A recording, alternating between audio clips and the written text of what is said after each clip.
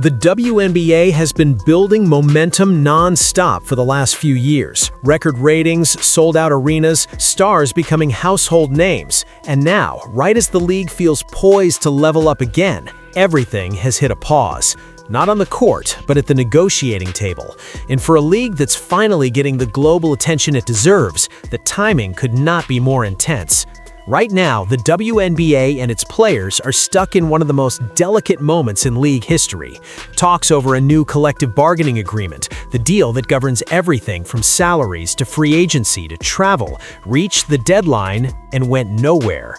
Commissioner Tathy Engelbert on one side, WNBA President Nneka Agwumake on the other, months of meetings behind them, and still no new contract by 11:59 p.m. on Friday, January 9.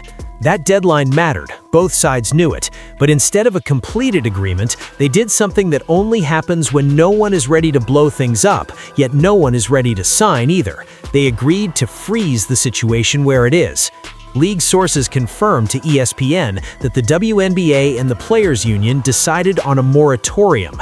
In simple terms, that means they've pressed pause on the things that were supposed to happen next, most importantly, the first stages of free agency, and agreed that until a new CBA is actually done, everyone keeps operating under the rules of the old one. It's what's known as a status quo period. The existing deal doesn't disappear, but the clock has very clearly run out on pretending it's enough.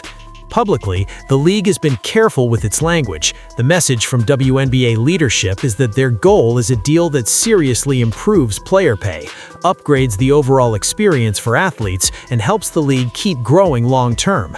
That's the official soundbite. What sits underneath that is a complicated balancing act. Owners want to protect future revenue and their own flexibility. Players want a contract that reflects the reality of what they're bringing in right now, not what the league looked like a decade ago. What makes this particular stalemate so unusual is that in the background, front offices had already been gearing up for business as usual. Reports last week said the league office instructed teams to get ready to issue qualifying offers and assign core designations. Those are two of the biggest tools general managers use to control player movements. A qualifying offer can keep a player in restricted free agency. A core tag is almost like a franchise label, tying a star to the same team for at least another year. Normally, this is exactly when teams start locking down their priorities, trying to keep their best veterans from hitting the open market unprotected. But under this moratorium, those offers and designations may end up being nothing more than pieces of paper players politely decline. The expectation among many insiders is that most free agents will refuse to sign anything substantial until a new CBA is in place. And that's not just a matter of ego. If the Players Association succeeds in pushing through a restructured pay system, one with higher max salaries, better mid-tier deals, and a different share of league revenue, anyone who signs early under old numbers risks leaving serious money on the table. According to ESPN's reporting, all but 2 veteran players in the entire league are currently classified as free agents. That's a stunning statistic. It means rosters are technically wide open. Almost every established name is on paper in limbo. Teams can have all their wish lists they want, but until the ground rules are clear, it's hard to build anything solid. And then there's the other side of the coin, the rookies and young stars glued into their current deals.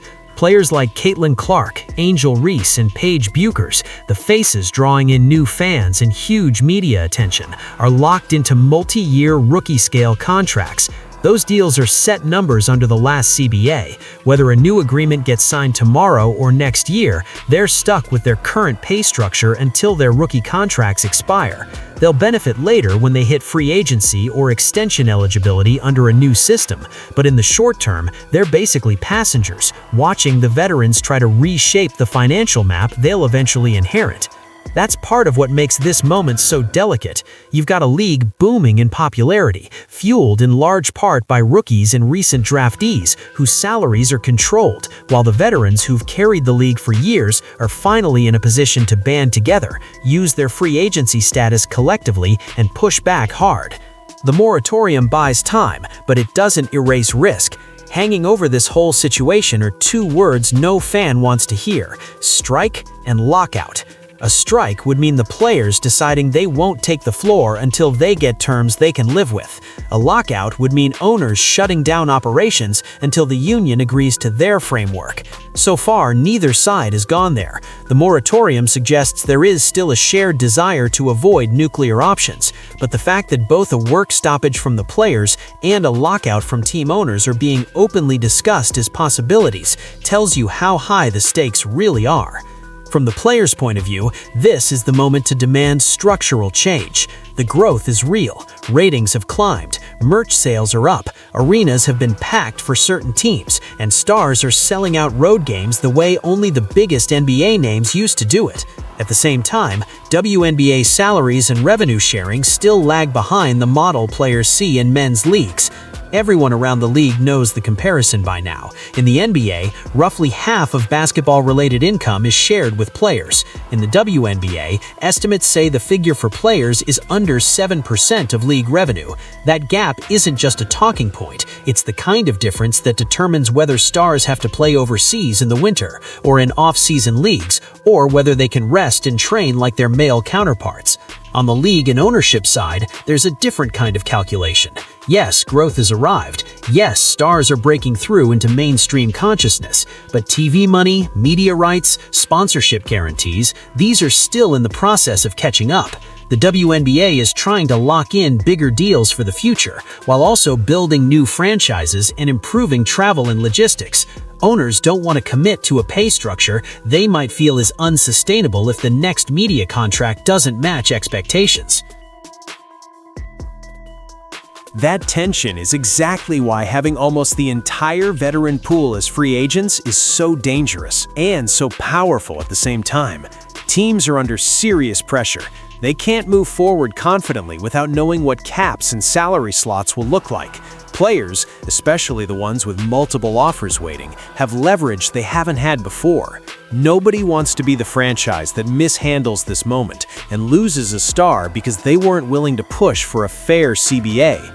Fans, caught in the middle, are watching all of this with a mix of hope and anxiety. On one hand, they understand this is what a grown-up league looks like: hard negotiations, serious money discussions, complex labor talks. On the other, they're tired of seeing women's sports momentum stalled by systems that haven't kept up. It's not lost on anyone that the biggest names in the women's game right now carry enormous cultural weight. Caitlin Clark can move national TV numbers by herself. Angel Reese has built a brand that extends into fashion, music, and culture. Paige Buckers is positioning herself as a year-round presence, connecting with fans across platforms. Veterans like Nneka Ogwumike, Aja Wilson, Brianna Stewart, and others bring credibility, leadership, and years of receipts on the court. If the league and the union fail to land a CBA that respects that reality, or worse, if negotiations completely collapse into a strike or lockout, the damage won't just be one bad season, it will be a crack in the trust between fans, players, and the WNBA as an institution. That's why this status quo period feels so charged. On paper, nothing has changed. The old CBA remains in force. Free agency is essentially frozen. Business, technically, continues. In practice, everyone knows this is an artificial calm. Both sides are behind closed doors, trying to find a path to a deal that lifts player salaries, improves benefits and working conditions, and still gives the league room to keep expanding and investing. Players are likely to keep using their voices publicly, even if they're not leaking every detail of the talks. The WNBA PA, under Nneka's leadership, has grown into a serious, organized force that understands how to use media pressure without blowing up every bridge. The league office, under Kathy Engelbert, has already shown a willingness to think big, from charter flight pilots to expansion talks and new sponsors. It's not a situation where one side is clearly anti-growth. The fight is over how quickly and how far the system can be shifted. In that sense, this is a test not just of negotiation skills, but of trust. Can ownership look at the current wave of attention and bet on the players as true partners who deserve a dramatically bigger share? Can the players trust the league when it says it wants to increase pay and improve experience, that those promises will show up in hard numbers on a contract and not just in press releases? The presence of rookies like Clark, Reese, and Buckers under fixed rookie deals adds another wrinkle. They can't directly cash in right now, but they have a massive indirect impact. Their names bring casual fans into the conversation. Their popularity gives the union a bigger megaphone. If the veterans can secure better revenue sharing, higher caps, and stronger protections, those rookies will be stepping into a very different earning landscape a few years down the line. Until then, though, the league is balanced on a knife's edge. The moratorium keeps the lights on. The old rules still apply. Free agency is nominally paused. Teams and agents are in a holding pattern, waiting to see where the numbers land before they commit to anything with long-term consequences. The specter of a strike or lockout hasn't gone anywhere. It's just sitting in the corner of the room as everyone tries to pretend it won't be needed. Both sides know how damaging that path would be, especially now, when the WNBA finally feels like it's breaking into the broader sports consciousness in a sustained way. What happens next will say a lot about what kind of league the WNBA wants to be in its next era. If a deal comes that truly raises player salaries, backs up talk about enhancing the player experience with concrete improvements, and locks in a more reasonable share of revenue, this tense moment will be remembered as a necessary growing pain. If not, if the moratorium ends with no progress, if free agency stays frozen, if talk of strikes and lockouts shifts from whispers to announcements, this could become one of the most painful what-if crossroads the league has ever faced. For now, all anyone can do is watch the off-court scoreboard. The ball isn't bouncing, but the WNBA's future is very much in play.